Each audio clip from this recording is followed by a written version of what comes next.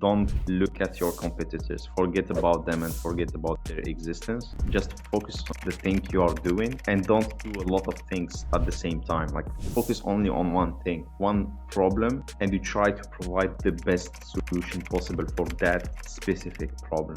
That's like the advice I would give, and that's the thing I would do. All right, so I'm here today with Mohamed, who has created a bunch of apps, but recently has won the Apple Design Award for one of the apps that he was working on, an app called Oko.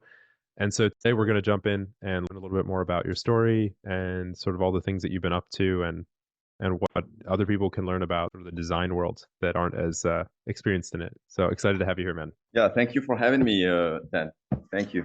Totally. So let's jump right in. I'm curious, but just first off, like from just like a fanboy perspective, what was it like actually just going to this event? Like I saw you posting pictures of like Sam Altman and all that stuff. Like what was it like being on the Apple campus? It's a big opportunity actually, like winning the Apple Design Award itself and being there, and like apart like from the Apple Design Award, like going there to San Francisco um, to the event, like the WWDC event that takes every year. It's a whole different experience because as a developer, I'm used to watch this kind of conferences from home, from my MacBook. But being there, talking with people, interacting with other developers, engineers from Apple, it's another level. It's another experience, and I hope every single developer out there can jump there and get this opportunity to go there. That's pretty cool. So in terms of like the award itself, like I'm sure the award is just like one part. Like it's just like a thing that happens. It's like a blip in your life. It's over. It's done with. But like, how long have you been doing design, and like what sort of led up to this moment? I'm sure there's like so much behind that. Yeah, actually, it's not only about design. It's the app itself, the ID, the UX, the user experience. There are a bunch of things that we did, like performance, like AI, and because like AI or Apple Intelligence came this year, like maybe that's why we got the award itself. There are like so many parameters that we had control on, and some other parameters it was not. It was just chance that allowed us to win this award. Like, but the design itself, I would say we worked on the app. I mean, I joined the company ICE to work on this project 2 years ago. Actually, it's funny because when we were doing like the interview, not really an interview, like I was in the restaurant with the three guys, the three founders, and I told them, guys, if you hire me, we gonna get the Apple Design Award. And they were like, what is the Apple Design Award? And I was explaining to them that the idea they have and the idea they were working on for blind, etc., is crazy idea. It helps a lot of people. It aligns perfectly with the vision of Apple, I think. And if we do things correctly, if we implement the app correctly, the design, the UI, the user interface, the experience itself, etc., we increase our chances to get the award itself. So we have been working hard, not necessarily to get the award, but it was part of it. But basically, we were working hard to make sure this app doesn't crash and work all the time in the hands of the user, because it's very hard. Like imagine you are blind, you don't see, or you see like there are several types of blind people. So you have persons that see 50% or 80%, or they have tunnel vision, or there are like so many types. And basically, if you need to cross the street and the app doesn't help you, you are gonna be in trouble. And we are gonna be in trouble. So you have to make sure that everything works fine all the time. And I think that was the difficulty for us. Not necessarily like designing the app, but making sure it works all the time. And then when you create a product, any type of product, not only this kind of app, like a website, a service, any service, you have users, and basically you would have reviews, comments, feature requests, and you have to deal with those things. And that's what we did like during 2 years. And we have been listening to our users um, to improve the product. Um, and that's what we got. Got it. Got it. Wait, so just take a step back.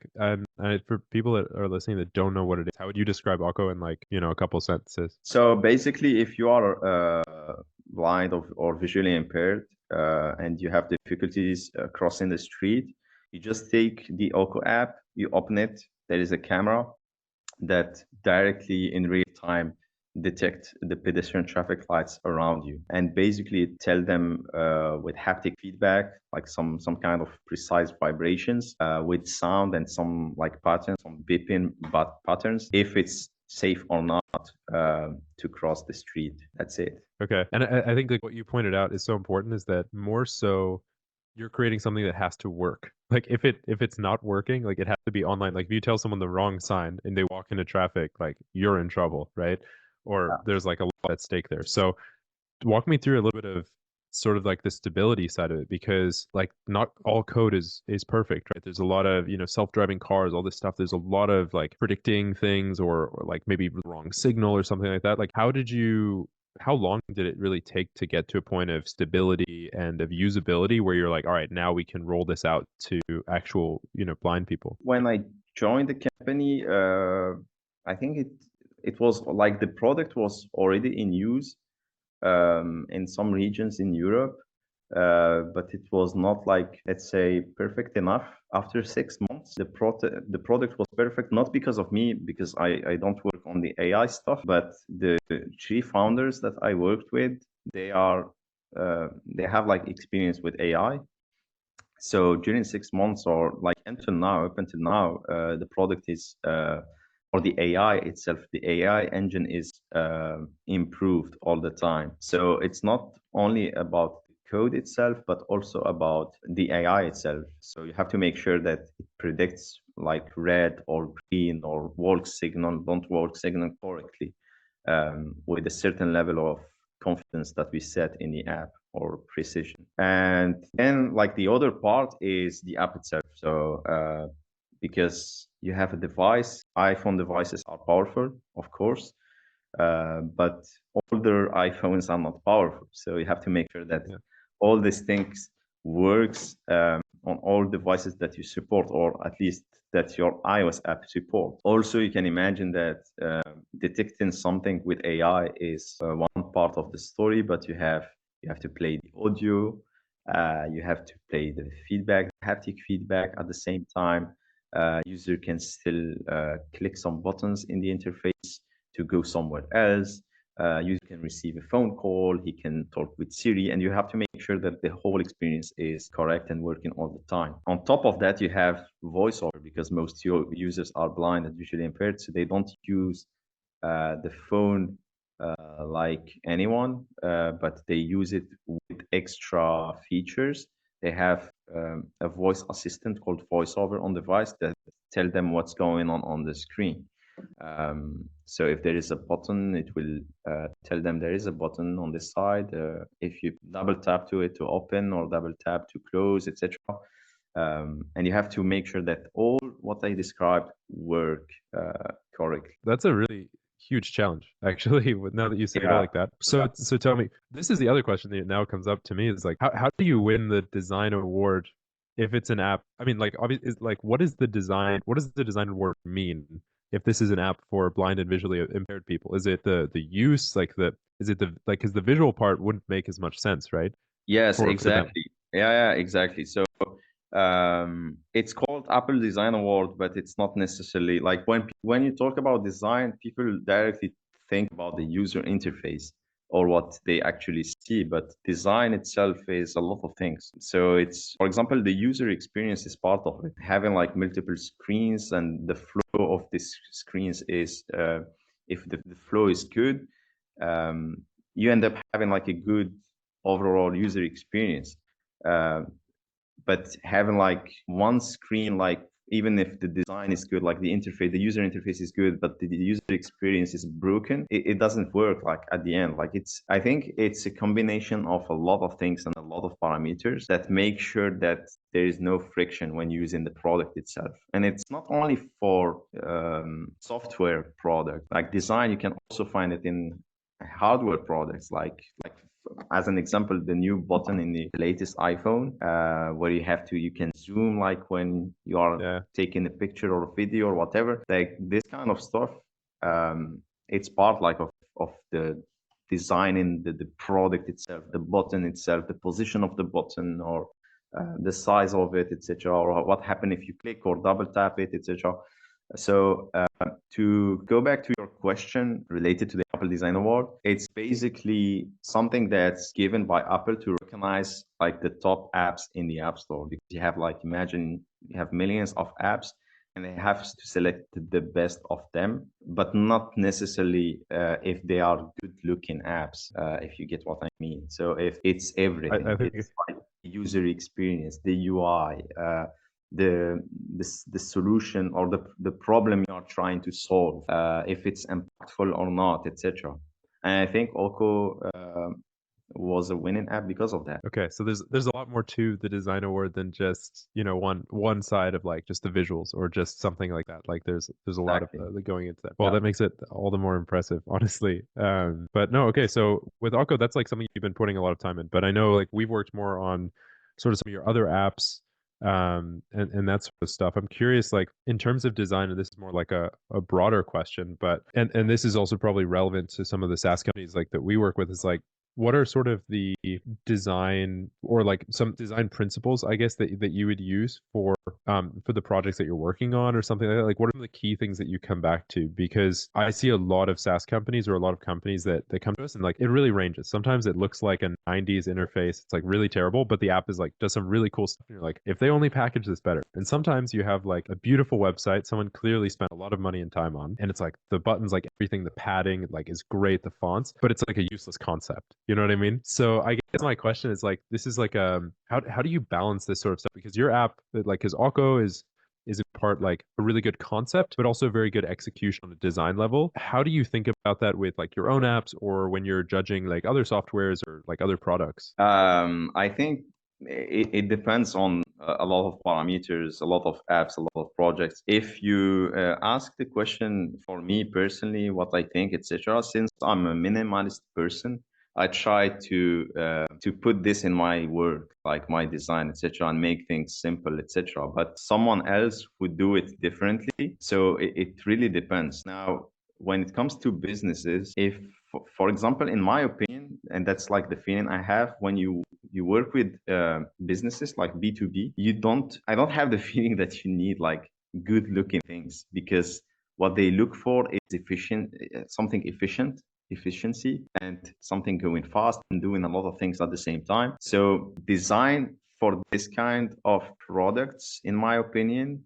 I will not say it's not important, but maybe it's not important in the beginning. At the end of the day, like doing everything, like having a good looking app and also the user experience is top level, you will be one of the winners. But we don't have a lot of time. When you work on a project, you don't have a lot of time, a lot of budget, etc. So you have to do some selections or trade-offs, etc. So for me, if it's B2B, like the user interface itself, or the good looking part is not really important. But if it's for customers, I would say it depends, like the type of customers. For example, iPhone apps or iOS apps, people, if they buy an iPhone, they buy an iPhone because of the philosophy of Apple, the design itself, the good looking, they don't care about certain stuff that Android has already or implemented for a while. So if you keep that in your app, you align yourself with Apple are doing, and you can get like some potential users.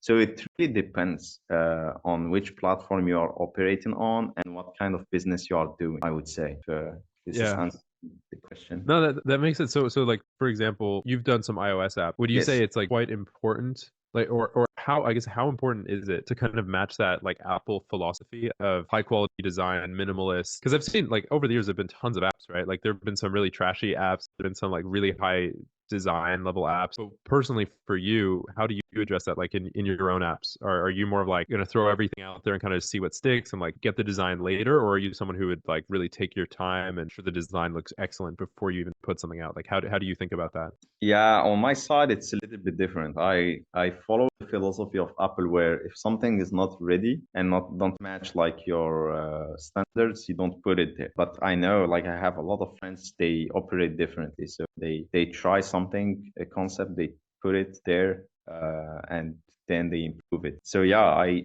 believe that the first impression is very important. So if someone download your app and see that it's working fine, the design is there, the user interface is good, etc., he will stick. If, for example, your product is good and doing something, but the user interface is ugly, I don't think you will come back. But I mean, I don't have like stats or analytics based on that. Like just that's my feeling or my position on it. However, if you are on the market doing something and you are the only one, it doesn't matter. If you have like a very ugly UI and you're the only one solving that problem, but then everyone will use your product and will ask you to improve it or to change something. But yeah, that's like my opinion on that. Okay, so like people will use it if there's no other option. So that's one type of design. It's hey, like I saw something that I saw a software, I think it was Oracle, developed for I forget the name of the company, but it was like a multi-million, if not billion-dollar project. And the UI, I think it was for like the school system or like universities, I think in New York. And if you look at the UI, it literally looks like it's from 1995. Like it looks really bad, but they still paid a ton of money for this thing. It was like, multiple millions of dollars. And you're like, are you serious? But at that said, like they just want kind of a functional product. So I guess in that context, in like some high level enterprise case, the super clean, slick UI doesn't matter as much.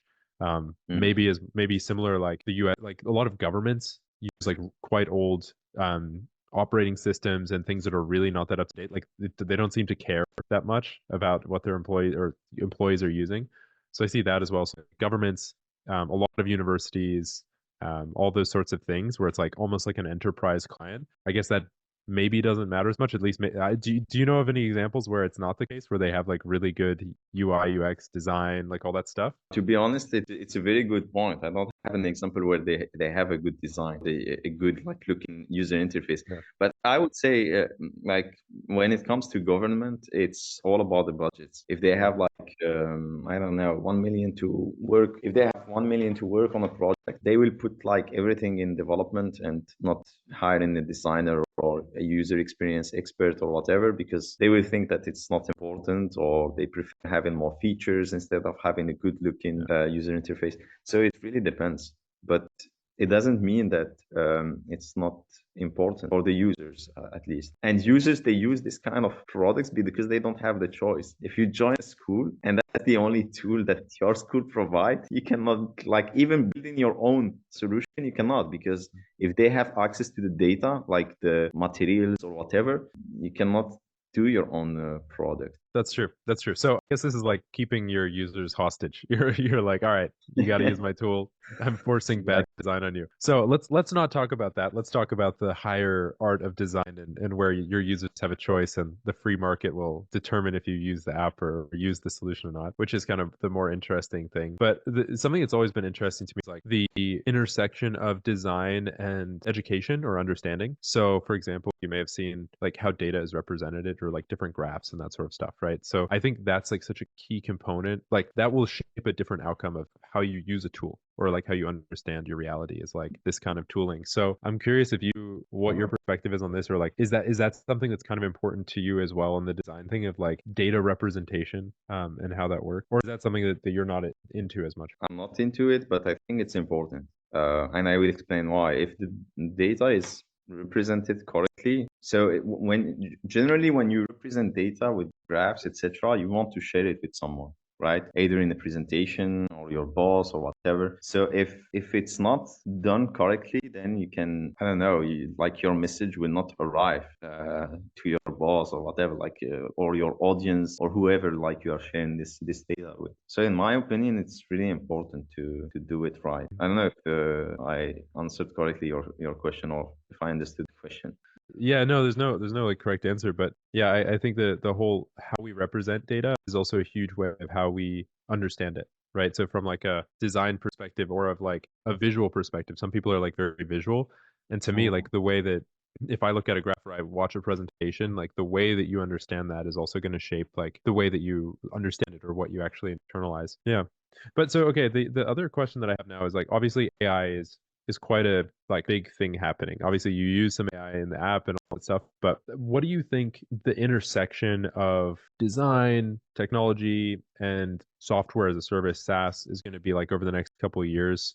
You know, if AI is playing a role, and the one other thing I'll just sort of set up for you is that a lot of people are talking about like the age of agents, right? So we're coming into this place where, hey, if I'm going to go book a trip, I'm not going to go onto trip.com or bookings or hotels or whatever. I'm gonna pull out my, you know, Siri, whatever, on my phone, and then I'm gonna say, hey, you know, I want to go to France for the weekend. Like, get me a hotel in Paris somewhere, and it knows you well enough, and like, here's my budget, just go for it. Get me a ticket, and it goes. And then you're not going to a website, and there's not this whole design question. So, if you think that's the way things are going, like, what do you think design is going to mean in the future if it's not just a visual representation on like a website or like with agents, you know? Good question. It's a good question. It's a difficult one because we have to predict the future. Yeah, in my opinion, like what AI is doing today and the agents like helping you and shaping the world like ChatGPT, like what you can do with it, and other companies out there. That's my opinion, what I'm going to say. But I think we will arrive to a level where it's not gonna solve certain problems. So even if they tell us that you can do a lot of things and people are excited, etc. I think it's just a hype somehow that will stop somewhere. So I don't think that like user interface or products will disappear like apps or websites will be replaced by a big agent where you can just ask something and get something done. Because if you understand like how it works behind the scene, it's all about like who owns the data. And if you own all the data on Earth and you build an agent on top of it, then okay, you don't need the rest. But if the data is somewhere else and you don't have access to it, then your product or your agent cannot solve the issue or the problem or find like the exact information. In some situations, I'm not saying that it's always the case. We saw like with OpenAI and all those agents, they are able to summarize text and do a lot of things. But like going to the example of hotels, and if it's not connected to the hotel itself or the data from the hotel, then where it's gonna get the data, it's gonna get it from somewhere, from history of that hotel probably, or if the hotel itself don't give you the information. So I think it's just like a nice feature, like what we have like with agents, that's gonna be included in a lot of places. That's what I see in the coming years, and it's not something that's going to replace what we currently have, like user interface or like apps or games or whatever. Okay. Games actually, it's a good example for you because games, like you are not going to say to an agent, "Hey, I want to play a game for 1 hour."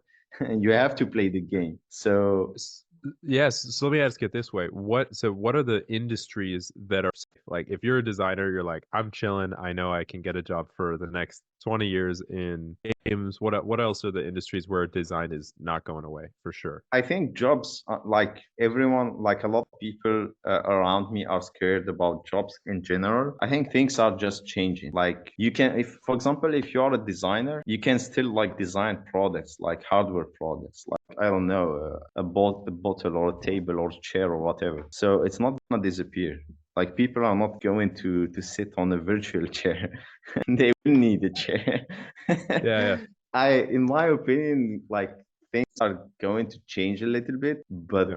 yeah, like some in if you stay like in your niche doing something, maybe you will be touched. But if you think about this, what's coming, like everything, like what's going on with AI, etc. If you think about it as a tool, nothing will disappear. Like personally, I'm coding like more faster with like all the technologies that we have today, designing better because I'm learning faster. I'm doing a lot of things maybe 10 times faster than before, but it doesn't mean that I'm losing my job or I will lose my job. So I don't know. Yeah, I think this is like this is a very deciding time for the next like couple maybe like 10 or 15 years is that right now we're at this overlap I think of like humans and AI, and there is a lot of overhyping for what AI is right now. Because I think a lot of the people that I talk to that are developing or that have companies, they still say the same stuff. They're like, look, I didn't know how expensive it was going to be to develop an app. I had like all the people, all the brains, like because AI is not developing or writing code or doing any of this stuff at like an extremely high level. Like you see tutorials and they're like, oh, I type in a thing. It's like, oh, make an app that does this. Well, yeah, you can do some level, but it's still not production ready code. It's still not going to work as well as if like an engineering team had done it. So I think we're in this transition period of like we're figuring out slowly what humans are really good at and what AI is really good at, and we're kind of like as you said, you have a mix of you're 10 times faster at doing some things now, right? Because of the help of AI. Or when I go to Google something now, I don't Google. I chat GPT, I Claude, I ask Perplexity or whatever for the answer. And it's just so much more effective. Like it just saves so much time. And I sit there, I'll have conversations with AI. I'll tell quiz me, like teach me stuff. So I think there's a lot of ways it's like really augmenting our experience right now, which is super exciting. But you're right. It's like we don't know yet really which parts are really going to excel as well. And I think there's kind of an end personally with like LLMs where it's like, well, how much data can we train it on, right? Like you said, it's a data game. So like, what are we going to wait till it's gotten the whole internet, all of YouTube, which is probably like the biggest repository of information that we have as humans, is probably like so many videos, hours of movements, facial expressions, sounds, like all this together is like a really valuable training data. But once it's trained on all that stuff, it kind of becomes a question of like specific data or synthetic data, which I'm no expert in this stuff, but I would imagine that the models, we could live in a world where it's either there's like a super model where it just has all this information, it's extremely smart, it really can give you great answers, or what I think is probably more likely is specialized models that are trained very specifically on data that don't just go to the average of like everything. It's just very specific, like high quality data. And it's like, all right, this is the best, this is the high standard, this is what we want to build like, and then it can start to like learn that way. But I don't know. Either way, I think it's super fascinating, and I'm curious to see how that impacts you. So like just out of curiosity, like what is AI doing with you in the whole design world, or maybe other people on your team? How do you see people using AI right now for like 10xing your workflow? Yeah, before answering your question, I agree what you said. I totally agree. Like you summarized very well what's going on out there with AI. To answer your question, it depends. Like in development, we use it personally. For example, I use it to, for example, refactor the code where I, let's say, shrink the amount of code that I write. So even if sometimes I write the code myself, sometimes you have like something somewhere duplicate of something else, so you can like clean up the code. Designers, I saw a conference related to design from Figma company, I think, doing some great things with the user interface itself or prototyping, etc. So yeah, I don't know, like I would say it's on an early stage what's going on out there, but I can imagine that we can have like in the coming years some crazy stuff, like you just types few lines and you get inspired by some designs out there or how to do it differently, etc. In the company where I work, everyone is using it. Like it depends, like on every person, I would say. Yeah, because I think each person's kind of figuring out their way. Because it's Yeah, like it's not like you go to a university course and they're like, oh, this is AI in your everyday life, right? It's like everyone is kind of like, oh, what do I do all the time, and how do I figure out a way? If you care about it, if you want to increase your productivity, how do you do that? exactly. And you have to get used to it because in the beginning it's very hard, like to realize that the AI is like better than you in certain stuff. So your brain, like in the beginning, is fighting like with the AI. I'm better than you, and then you realize that you're not. That's a pretty crazy moment when you're kind of like, wow, this thing I is like so much better in a lot of ways than we are at certain tasks. Like if you think about how crazy it is when you just even if you get a response from ChatGPT, it is writing in real time this text response to you so fast. And it's not, think about if you're writing a paper or if you had a test when you were in school, and you write down like an essay and you make a mistake, you misspell a word, you go back and erase and do that. It does not do that. It goes forward. It just continues to generate. So that's like this other paradigm as well. It's like it has one chance and it just continues to generate the thing. Yeah, maybe it doesn't generate the correct response, but like you give it the more information, then it comes back and does it again. But like the first time, based on a bunch of probabilities and training data, that's wild. Like that we're at this point, and that every couple months there's an update. I mean, it's super exciting. Yeah, dude. So honestly, so I guess we can transition a little bit to some stuff that you're working on at the moment. I'm curious, to have like a little bit of an update. If you want to share a little bit about some of the projects that you're on or what you're most excited about right now. Yeah, currently I'm still working on any recipe. So yeah, maybe I have And to what is any explain. recipe? Yeah, yeah. Yeah, exactly. Yeah, yeah. I'm working on an iOS app called Any Recipe that allow anyone to organize their recipes in one place, and to find what to cook very easily, quickly, and also ask questions again with AI to improve your cooking skills or to substitute an ingredient with another, etc. If you don't have it. So yeah, I'm working on this project right now. It's available on iOS, and what I, basically I would say I'm good at design and iOS development, but I just learned that I'm really bad at marketing. So currently I'm learning how to do marketing and to create some strategies to bring like the traffic or people to know more about this app. So I would say currently I'm in the learning phase to market this app. I don't know if it's English or not to say market this app, but yeah, I'm learning marketing basically um, right now to improve this app. The app itself is just a side project. So whenever I have some time, I work on it. Um, Otherwise, I'm working on my 9 to 5 job. Yeah, no, that's cool. I mean, I remember when we first talked and you showed me the concept and I was like, yeah, for people that this is kind of a game changer app. Like if it really is working at that, if that concept exists, I think it's super helpful. And I also like if it were really at scale, I think it would have a lot of other implications which are pretty cool because I think there's a lot of food waste and things like that from people that are like, what do I have like a bunch of, I don't know, like this type of leaf or like this salad or whatever, it's going to go bad. You're like, I don't know what to do with it. Then like you used it for one recipe and then to throw it away. Like I think there's a lot of stuff you can get creative with people that aren't necessarily like super creative in the kitchen or something. So I think one, there's like this food waste angle. And then on top of that, just like a lot of people, including, or at least myself, I'll just from my own experience, if I'm going to cook, I kind of go back to my like list of recipes I know in my head. I'm like, oh yeah, I can cook this pretty well. I can whip this up really quick. And then at some point it's kind of boring. So I think this like discovery aspect of like ever buying a cookbook and you're like, oh, this is cool. You just kind of flip through and you're like, oh, that's cool. I want to make that. And then, you forget, you're like at the story, like, oh, I don't even know. But like what you've explained kind of has a bunch of these components or can help you like get inspiration, try new things, which is really cool. It's not just like storing all of your recipes, if I understand correctly. Exactly, exactly. And there is one part that you mentioned which is really important that I learned recently. You started like with like the solution to food waste. And this is basically that something that I thought about it to improve my marketing campaign and my copy, etc. in general. This is one of the things, I mean, that you mentioned, but something that I learned and probably the audience can learn from it as well. When you develop a product, don't focus on the features because since you are the creator, we tend to focus on the features that we provide. Oh, I provide this feature. I have 100 features, but those 100 features, okay, they are important for your users, but the most important part is how many or like what's the solution to those big problems you are solving, like food, like wasting food, or the time you spend in the kitchen, or the time you spend thinking about what to cook, etc.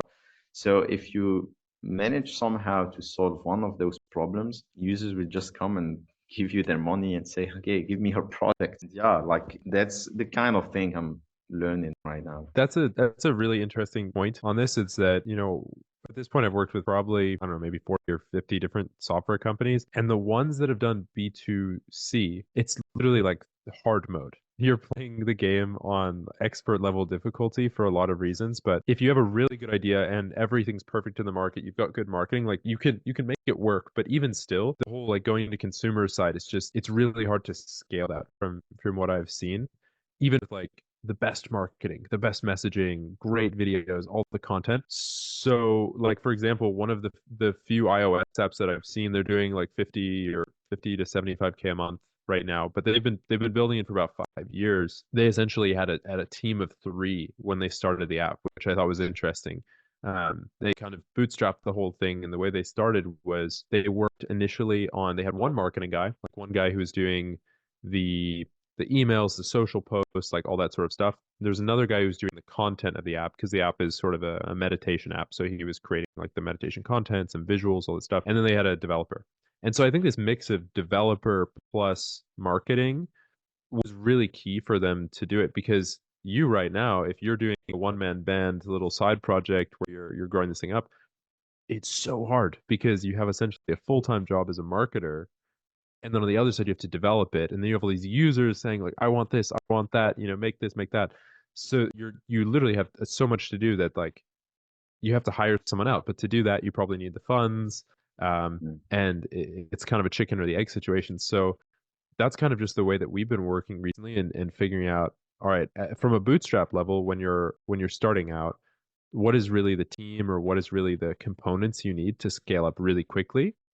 And then for those companies that are already at like say 1 million a year or something, then it's a little bit of a different story, and that's really where we're focusing now. But it is really interesting for your project specifically. If you found someone who is really good at the social media side or really good at the marketing right now, that could shortcut you a lot of that, and you can focus like a lot more on the say the design side, where you're obviously like very talented. But not that to say like you can learn it all. And I've also done a lot of this the way I learned marketing because I was frustrated, honestly, that I didn't know it. I was like, what is this black magic? Like, I don't understand anything about marketing. So I kind of dove in. So you can go either way. It's just kind of a question of your timeline, your interest level in it, I guess. Yeah, I totally agree with you. But as you said, like when you don't have the money to hire someone, you tend to try to do the things yourself, and it's much harder. Or the other solution is going on certain platforms and you hire freelancers, like on Fiverr or Upwork, etc., and they do the job for you. And I already tried it in the past. I don't know if that's only me that have like when you pay less, I have the feeling that you get like a very bad experience, and you don't know that you are having like a bad experience because you don't know the things you are paying for. So if you are not good in marketing, you pay someone that tell you, hey, he will 10x your business or whatever, and then you get nothing. You cannot like predict this situation if you are not good in the marketing. However, if you are good, you just do a call with the person and you get directly from the call the level of the person and what exactly he's going to tackle your problem. So that's what I'm trying to do right now. I'm not trying to build the entire business myself because I already knew that that's gonna either take a lot of time and energy to arrive, and to achieve what I have to achieve. But yeah, I prefer learning so I can hire the right persons, I would say. And if I have to give advice to anyone listening, like go and just learn stuff as much as you can when you are a founder, of course, of something.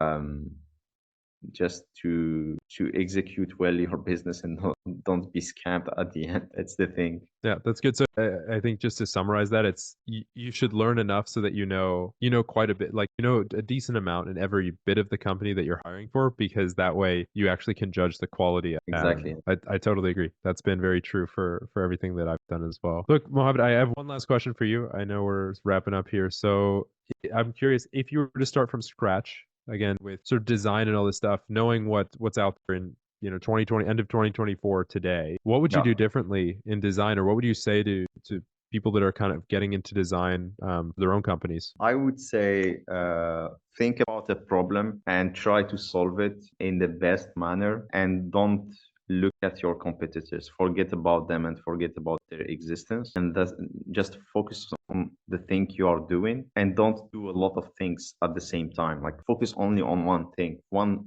problem, and you try to provide the best solution possible for that specific problem. That's like the advice I would give, and that's the thing I would do myself if I have to start from scratch. For example, my app currently do a lot of stuff. You can organize your recipes.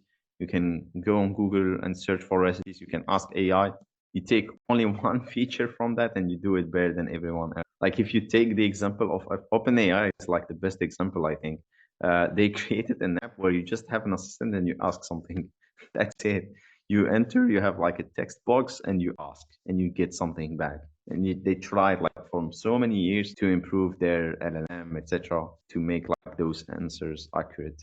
Um, so yeah, that's like the advice I would give to end of this podcast. I love it. I love it. Well, look, man, thank you so much. I really appreciate it. It's been a fun conversation, and Thank you. I'm excited to see, what happens next. You obviously got some exciting design stuff going on. So, I'll drop some links as well in the comments if you want to check out, what you've been up to and some of your projects too.